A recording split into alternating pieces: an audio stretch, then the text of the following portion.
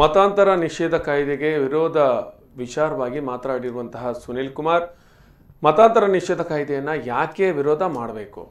ಆಸೆ ಆಮಿಷ ಒಡ್ಡಿ ಮತಾಂತರ ಮಾಡುವವರ ಬಗ್ಗೆ ಮಾತ್ರ ಕಠಿಣ ಕ್ರಮ, ಮತಾಂತರ ಮಾಡುವುದಿಲ್ಲ ಎನ್ನುವವರಿಗೆ ಆತಂಕ ಯಾಕೆ ಎಂದು ಪ್ರಶ್ನಿಸಿದ್ದಾರೆ.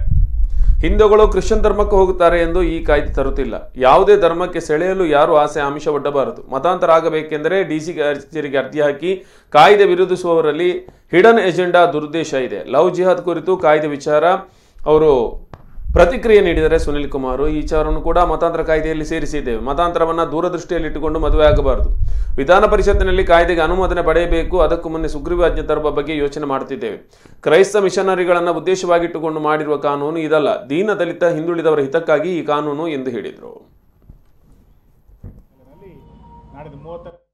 ಒಂದು ಆರೋಗ್ಯ ಮತ್ತು ಆ ಹಿನ್ನೆಲೆಯಲ್ಲಿ ಸುರಕ್ಷತೆಯನ್ನು ಮತಾಂತರ ನಿಷೇಧ ಕಾಯ್ದೆಗೆ ಯಾಕೆ ವಿರೋಧ ಮಾಡಬೇಕು?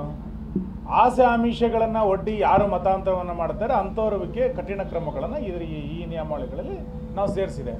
ಒಂದು ಕಡೆ ಕ್ರಿಶ್ಚಿಯನ್ ಮಿಷನರಿಗಳೇ ಹೇಳುತ್ತೆ ನಾವು ಮತಾಂತರವನ್ನು ಮಾಡೋದಿಲ್ಲ ಅಂತ. ಈಗ ಮತಾಂತರ ವಿರೋಧ ಯಾಕೆ ಮಾಡ್ತಿದ್ದಾರೆ ಕಾಯ್ದೆಗೆ? ನಾವು ಕಾಯ್ದೆನಲ್ಲಿ ಹಿಂದೂಗಳು ಕ್ರಿಶ್ಚಿಯನ್ರಿಗೆ ಹೋಗ್ತಾರೆ ಅನ್ನುವ ಕಾರಣಕ್ಕೆ ಮತಾಂತರ ಅಲ್ಲ. ಯಾವುದೇ ಧರ್ಮಕ್ಕೆ ಯಾರೂ ಕೂಡ ಆಸೆ ಆಮಿಷಗಳಲ್ಲಿ ಒಡ್ಡಬಾರ್ದು, ಮತಾಂತರವನ್ನು ಮಾಡಬಾರ್ದು ಅಂತ. ಮತ್ತು ಇನ್ನೂ ಒಂದು ಹೆಜ್ಜೆ ಮುಂದೆ ಹೋಗಿ ಹೇಳಿದ್ದೇವೆ, ಮತಾಂತರ ಆಗುವಂಥವ್ರು ಡಿ ಸಿ ಕಚೇರಿಗೆ ಅರ್ಜಿಯನ್ನು ಹಾಕಿ ಮತಾಂತರ ಆಗಿ ಅಂತ. ತಪ್ಪೇನಿದೆ ಅದರಲ್ಲಿ? ಯಾರು ವಿರೋಧವನ್ನು ಮಾಡ್ತಾರೆ ಅಂಥವರಲ್ಲಿ ಒಂದು ಹಿಡನ್ ಅಜೆಂಡಾ ಇರಬೇಕು ಅಥವಾ ಇನ್ನೇನೋ ದುರುದ್ದೇಶ ಇರಬೇಕು. ಸದುದ್ದೇಶ ಇರುವಂಥವ್ರು ಯಾರೂ ಕೂಡ ಇದನ್ನು ವಿರೋಧ ಮಾಡಲಿಕ್ಕೆ ಸಾಧ್ಯ ಇಲ್ಲ. ನಾವು ಅದರಲ್ಲೇ ಸೇರಿಸಿದ್ದೀವಿ.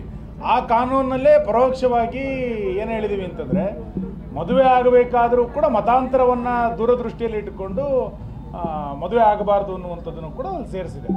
ಈ ಹಿನ್ನೆಲೆಯಲ್ಲಿ ನಾಳೆ ವಿಧಾನ ಪರಿಷತ್ನಲ್ಲಿ